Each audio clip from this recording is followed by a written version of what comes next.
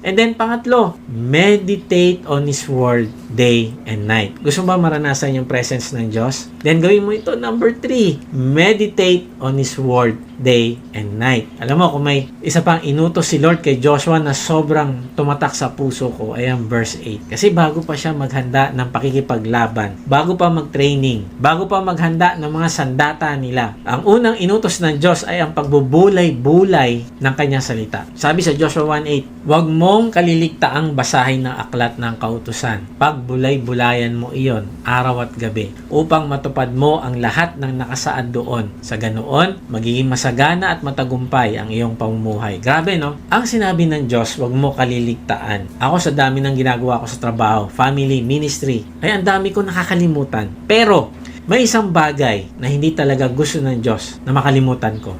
Di bali makalimutan ko na ang lahat, pero ang pagbubulay-bulay sa salita niya ay hindi ko pwedeng kalimutan. Grabe, yung gera nasa harapan na nila Joshua. Di ba dapat madaliin na nila yung kanilang paghahanda? Kailangan magawa na nila lahat ng nasa to-do list nila. Pero tignan mo, ang unang inutos, meditation, ang pagbubulay-bulay. Parang sinasabi ni Lord, mag-conversation time ka muna, Joshua. Hindi niya sinabing, teka, sige, mamaya na lang yung conversation time mo. Sige, unahin mo muna yan. Ang dami niyo pang gagawin. Mag-ready na kayo. Hindi ganun. Ang utos niya, Joshua, pagbulay-bulayan mo yung aking salita at ikaw ay magtatagumpay. Para bang sinasabi ni Lord, Joshua, kung gusto mo manalo sa panlabas na labanan, kailangan mo munang manalo sa labanan sa loob mo, sa puso mo. At mananalo ka lang sa panloob mo kung ako ang uunahin mo. Kung ang aking salita ang pagbubulay-bulayan mo. Now, ano ba ang meditation? Ang biblical meditation is filling your mind with God's Word until your thinking, emotions, choices, and direction are shaped by it. Hindi siya Eastern meditation na emptying the mind. No, hindi ganun yun. Kundi pinupuno mo ang isip mo ng katotohanan to the point na ang katotohanan na galing sa salita ng Diyos ay nagiging instinct na sa'yo. To the point na ang katotohanan na galing sa salita ng Diyos ay ang iyong first response o reflex. Pinupuno mo ang iyong isip ng katotohanan ng Bible to the point na ang katotohanan ay ang iyong kalakasan at hindi ang nangyayaring mga circumstances sa paligid. Yun yung ibig sabihin ng meditation. Imagine mo, bukas papasok sila sa promised land, may giants, may malalakas na military camps, lalaban sila sa gera na wala pa naman silang masyadong experience dito kasi sila nga ay mga alipin sa Ehipto dati, pero hindi sinabi ni Lord, maghasa na kayo ng inyong mga espada o mag-training na kayo mabuti, mag-exercise kayo, magpalakas kayo ng katawan nyo, kumain kayo ng gulay, mag-strategize kayo. Hindi yun ang mga sinabi niya. Ang sinabi ni Lord, meditate day and night o pagbulay-bulayan mo ang aking salita araw at gabi. Bakit? Para masunod nila. Dahil kung susundin nila yon, magtatagumpay sila. Grabe, yung pagbubulay-bulay sa salita ng Diyos, ang kanilang military strategy. Kaibigan, gawin mo itong military strategy sa buhay mo. Ano yon? Magbulay-bulay ka sa salita ng Diyos araw-araw. Kaibigan, nung nakilala ko ang Diyos, ang daming laban sa buhay. Madalas talunan ako. Laban sa drugs, laban sa bisyo, laban sa pambababae, laban sa greediness, laban sa pagiging materialistic, laban sa pagiging makasarili, laban sa mga circumstances na minsan iniisip ko puro negative pumapasok sa isip ko, laban sa maling isipin, pagiging judgmental sa ibang tao. Ang daming laban na hindi ko kayang ipanalo sa buhay ko. So anong ginawa ko? Araw-araw, simula nung ako ay nakakilala sa Diyos, binubuksan ko yung aking Bible. 2004, araw-araw, binubuksan ko ito. Hanggang ngayon, ginagawa ko ito. At nagtatagumpay ako habang binabasa ko ito. Habang ginagawa ko ito. Bakit? Kasi totoo yun. Ang sabi ng Diyos, mag-meditate ka para sundin mo yung mineditate mo. At anong susunod? Ikaw ay magtatagumpay. Kung hindi tayo puno ng salita, mapupuno tayo ng takot. Kung hindi tayo puno ng truth, mapupuno tayo ng lies. Kaya matatalo tayo. Kung hindi tayo puno ng promises, mapupuno tayo ng pressure. Alam mo, si D.L. Moody, hindi siya educated na tao. 5th grade lang natapos niya. At kung minsan, sabihin mo, naku, paano ko maintindihan to? Hindi nga ako nakapag-aral, kaibigan. Si D.L. Moody, isang napakakilala na preacher. 5th grade lang natapos niya. At nung una siya magbasa ng Bible na malakas, hindi nga ito maintindihan ng tiyuhin niya. Ako, hindi ako marunong magbasa. Kaibigan, parang ganun si D.L. Moody. Tapos, na-reject pa siya sa church membership sa una niyang attempt. Pero paano siya naging isa sa pinaka-powerful evangelist sa history ng Christianity? Paano? Because he saturated his life with Scripture. Pinuno niya ang kanyang isip ng salita ng Diyos day and night. Hindi niya pinuno ang isip niya ng mga vlogs sa YouTube. Hindi niya pinuno ang isip niya ng mga sermons, sa mga devotional books. Okay yung mga yon, walang problema doon. Pero ang ginawa niya, first-hand information. Diretso siya sa Diyos. Binuksan niya yung scripture. Binabad niya yung sarili niya doon. Sabi niya, the Bible was not given for our information but for our transformation. Alam mo kaibigan, nagkaroon ng pagbabago sa kanya. Yun yung sinasabi nating tagumpay. Yun yung sinasabi ng Diyos na magtatagumpay ka. Ang pagbabago mo ay isang napakalaking tagumpay sa buhay mo. Hindi yung pera, hindi yung edukasyon, pero yung pagbabago mo, isang napakalaking tagumpay. At yun ang ginawa niya. Araw at gabi, pinagbulay-bulayan niya ang salita ng Diyos. Hanggang sa puntong hinulma ng salita ng Diyos yung kanyang pag-iisip, pagsasalita, paggawa ng ministry. Ang mga messages niya, hindi naman super eloquent o napakagaling mag-speak na tao, pero ito ay puno ng salita ng Diyos. Bakit? Puno ito ng katotohanan kasi kung ano yung binabad niya, kung ano yung inilagay niya sa kanya, yun yung ilalabas niya. Ito ay powerful kasi puno ng katotohanan na galing sa Diyos. At doon nanggagaling yung authority niya. Yun ang lakas niya. Yun ang fire sa puso niya. Kaya kaibigan, kung gusto mo gamitin ka ng Diyos powerfully, hindi ito dahil sa talent mo, kundi dahil sa truth na nakabaon sa iyong isip at puso. Kaya nga, simulan mo magbabad sa salita ng Diyos. Hindi ito tungkol sa taas ng pinag-aralan mo o galing mo magsalita, kundi ang tanong ay gaano karami ang salita ng Diyos na pinagbubulay-bulayan mo na magpabunga ng transformation sa iyong buhay. Alam mo, nung panahon ng COVID, may isang nurse na nag-viral sa kanyang testimony.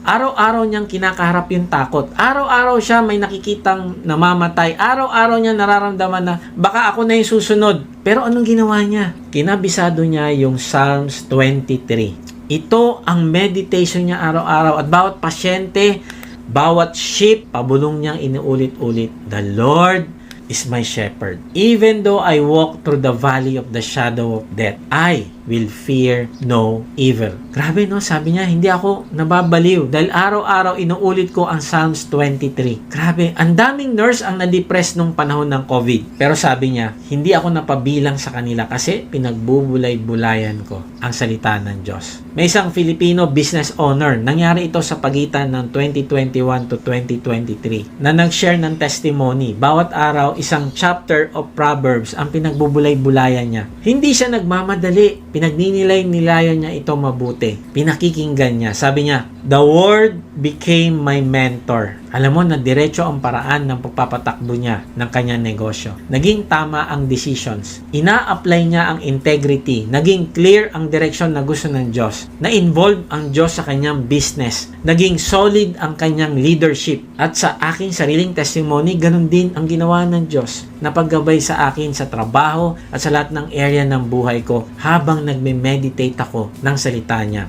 May mga araw na nawawala ako sa direksyon pero habang binabasa ko ang salita ng Diyos ay ibinabalik niya ako ulit sa tamang daan na naka-align sa kanyang purpose. Nung pinagbulay-bulayan ko yung Leviticus 19:5, alam mo, pinaalala sa akin ng Diyos na kung sasamba ako sa Kanya ay sa paraang katanggap-tanggap sa Kanya. Kung i-offer ko ang aking buhay ay sa paraang katanggap-tanggap sa Kanya. Kung i-offer ko ang aking business ay sa paraang katanggap-tanggap sa Kanya. At na-realize ko na masyado pala akong na-busy sa ginagawa naming pag-develop ng business. Pero hindi ako naging intentional sa pag-guide sa aming mga staff papunta sa Diyos. May mga pagkakataon na nanalangin kami sa umaga, pero hanggang doon lang yon. may pagkakataon na nakakalimutan namin mag-pray bago magsimula at bago magtapos. At sabi ko, salamat Lord kasi hindi mo kami dinesign na umasa sa aming sarili, kundi tumakbo kami sa iyo araw-araw. Dahil wala naman kaming magagawa kung nakadepende kami sa aming sarili. So nagpasalamat ako kay Lord. Salamat Lord, ni-remind mo ako. At yun yung benefit kapag binubuksan mo ang iyong Bible. And then ina-apply mo yun sa buhay mo. Sinasalamin mo kung ano yung gustong sabihin ng Diyos sa iyo. Sinasalamin mo kung ano yung gusto ng Diyos na baguhin mo.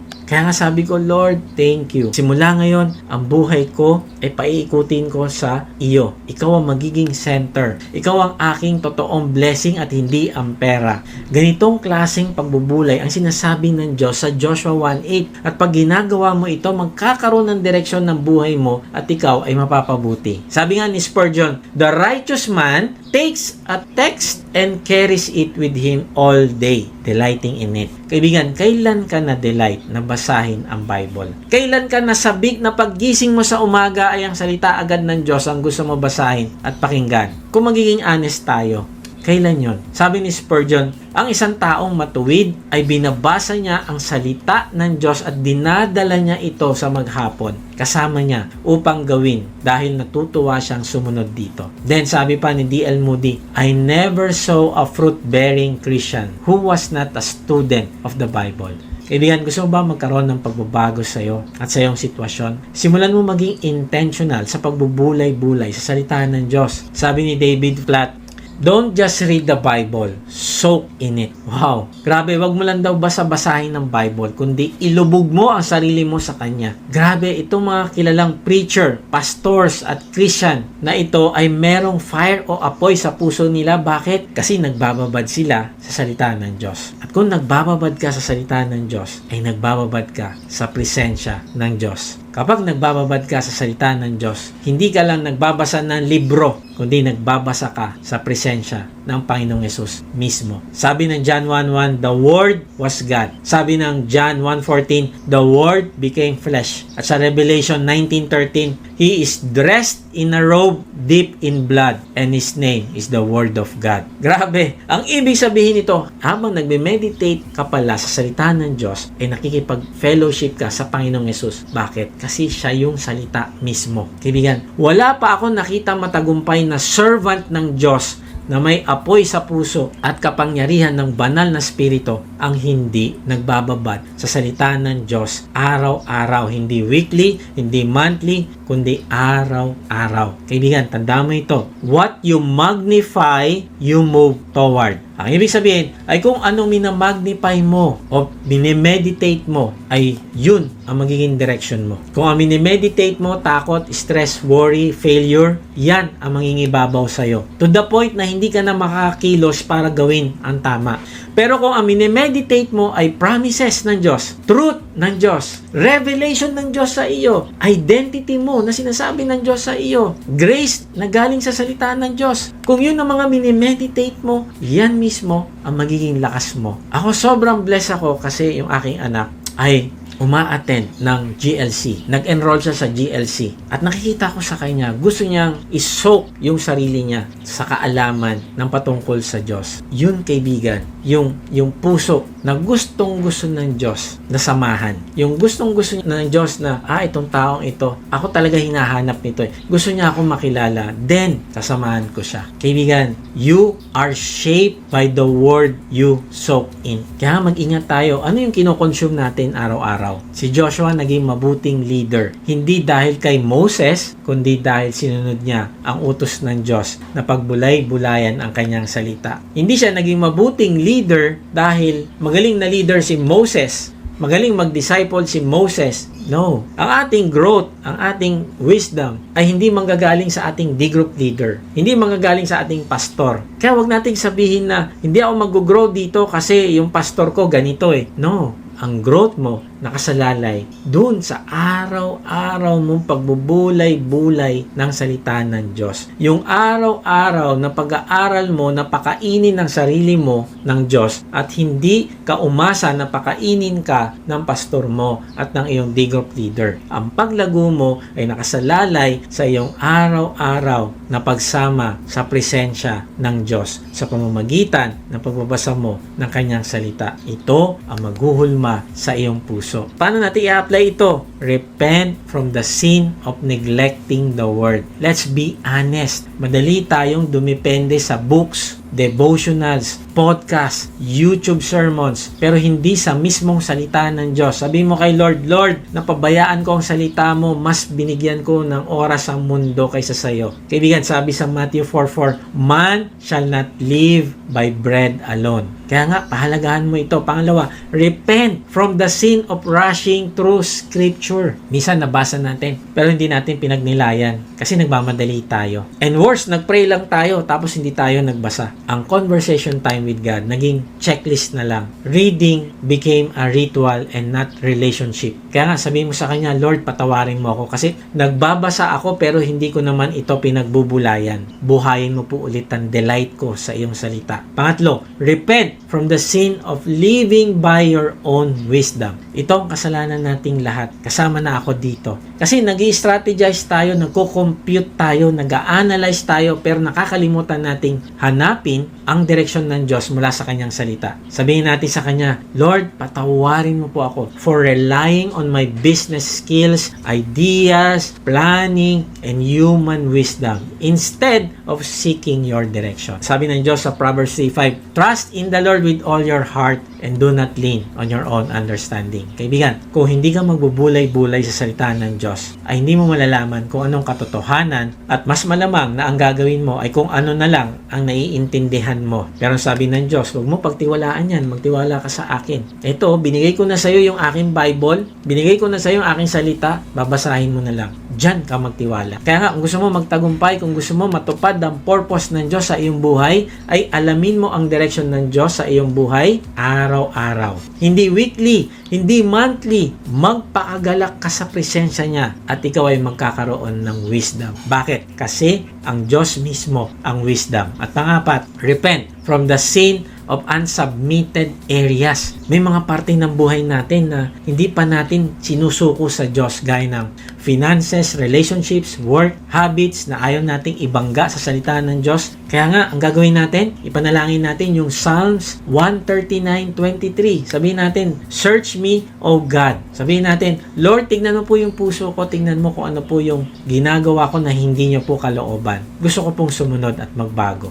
At kapag ginagawa mo ito, magkakaroon ka ng tagumpay. Kuya Mike, di ibig sabihin, yayaman na ako kapag nag-meditate ako sa salita ng Diyos. Kaibigan, ang pagdami ng pera ay hindi nangangahulugan naging successful ka. Pwedeng marami kang pera pero bigo ka pa din sa mata ng Diyos. Tama ba? Ang totoong success ay yung natututo kang sumunod sa Diyos. Yan ang totoong success. Ang totoong success ay kapag nararanasan mo ang pagkilos ng Diyos sa iyong buhay. Ang totoong success ay kapag nakita mo na ang lumalaban sa iyo, para sa iyo, ay ang Diyos. Kagaya ni Joshua, mas maraming tinalo si Lord kaysa sa espada nila. Ganun ang divine success. Ang totoong success ay kapag tinupad ng Diyos ang pangako niya sa iyo. Ang success sa Bible ay hindi laki ng income, dami ng accomplishment, lakas ng influence mo, taas ng posisyon mo, popularity mo. Hindi yan ang success na sinasabi ng Bible. Ang success sa Diyos ay ito. True success is obey Him, meditate on His Word, walk in His presence, then watch Him do miracles you can manufacture. Yan ang totoong success. Kapag nag-glorify ang Diyos sa iyong buhay, yan ang totoong success. Kaya kung gusto mo maging unshakable, hindi sapat ang lakas mo. God is calling you today. Meditate on my word day and night. Then you will be prosperous and successful. Kaibigan, marahil gusto mo maranasan ng presensya ng Diyos sa iyong buhay. Ang unang hakbang ay manampalataya ka sa Panginoong Yesus na nagbayad ng lahat ng kasalanan mo sa krus. Sabi niya, siya lang ang daan. Hindi ka makakapunta sa Ama kung hindi ka dadaan sa Kanya. Hindi mo mararanasan ng presensya ng Diyos dito sa lupa at sa langit langit kung hindi ka dadaan sa Panginoong Yesus. Kaya nga, kahit nasan ka ngayon, sabihin mo ito sa Kanya na may pananampalataya. Sabihin mo sa Kanya, Panginoong Yesus, inaamin ko po na ako ay makasalanan. Patawarin niyo po ako. Nananampalataya po ako na ikaw ang nagbayad ng aking kasalanan sa krus. Ngayon nga ay binubuksan ko na ang aking puso. Pumasok ka at manahan sa akin. Tinatanggap kita bilang aking Panginoon at tagapagligtas. Simula ngayon ay tatalikdan ko na ang aking kasalanan. Tulungan mo po akong magbabad sa iyong presensya simula ngayon. Amen. Kaibigan, ngayong araw, nakita natin na sa bawat bagong season ng buhay natin, kahit gaano ka-unfamiliar, kahit gaano ka-unexpected, ay hindi tayo iiwan ng Diyos. Pinakita niya sa atin na may mga teritoryo na kailangan nating pasukin, pero hindi tayo papasok mag-isa dahil may malinaw siyang pangako. Pinaalalahanan niya rin tayo na sa gitna ng takot at pressure, may lakas tayong pwedeng sandalan dahil siya mismo ang kasama natin. At higit sa lahat, tinuruan niya tayong magbabad sa kanyang salita. Kasi doon nagmumula ang tunay na tagumpay. Hindi galing sa talino, hindi galing sa diskarte, kundi galing sa pagsunod sa kanyang salita. Lahat ng ito, isa lang ang punto. Kapag kasama mo ang Diyos, kahit ano pang season ang pasukin mo, ay hindi ka matitinag. You are unshakable. Bakit? Kasi meron tayong unshakable God na merong unshakable presence na gustong sumama sa atin. God bless.